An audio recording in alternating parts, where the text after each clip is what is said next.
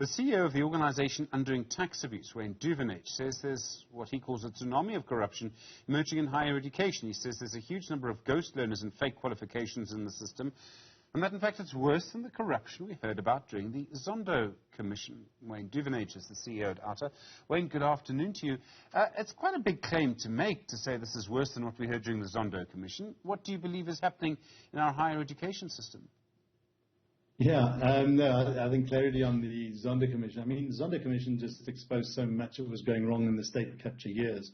Corruption hasn't ended. In fact, it's getting worse in many sectors, certainly in local government sector. But with regards to higher education, you'll recall on the NSFAS matter, which was a matter that stemmed from the services CETA, by the way, where Andile Nongogo was the CEO. He became then the CEO later on at NSFAS.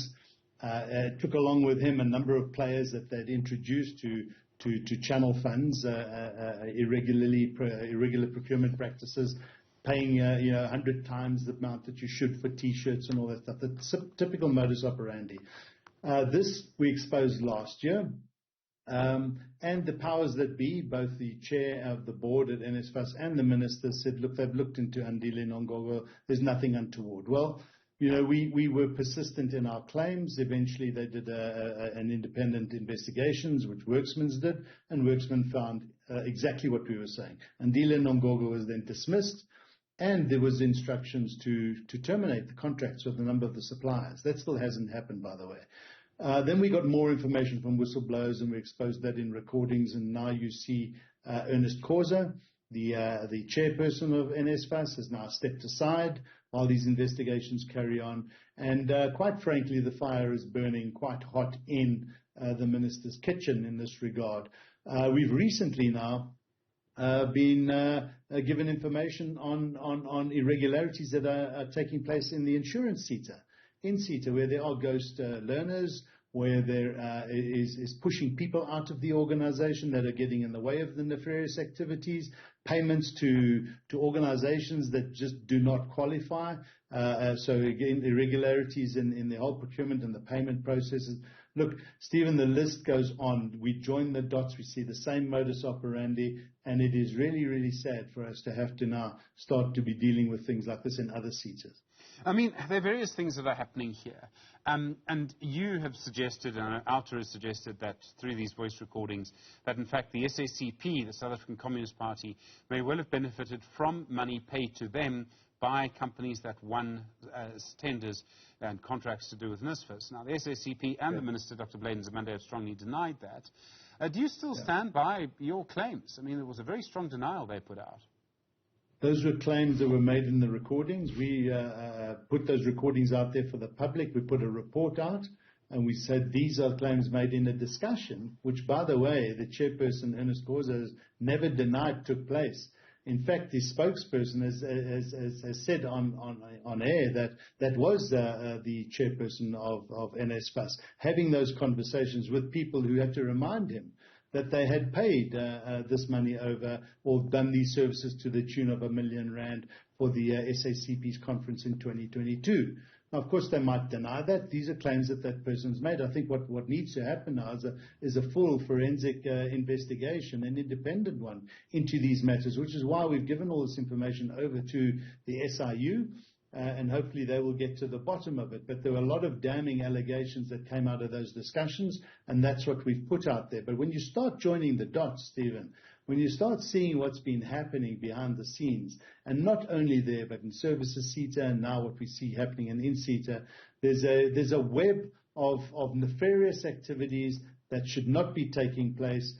People's lives are being affected negatively by the processes that are unfolding. People are moved out of their positions. People that are in these roles to fulfill their fiduciary duties to these companies are removed from these organizations because they're getting in the way of corruption. We need answers to these questions. So, I mean, you talk about a web. I mean, is there some kind of one overarching syndicate or different groups just taking advantage?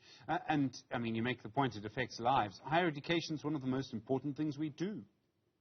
Yeah, look, I mean, to what extent there is a web when we see the same modus operandi applied we start to get the sense that this is coordinated. This is not just happening haphazardly.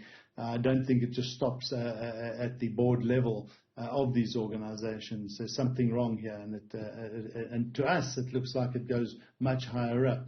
So we want the SIU and other investigations to get to the bottom of it, and we believe that they will in time, given the right information and given the fact that they can go and do the necessary digging. There's a whole accommodation issue that's unfolding with NSFAS for students.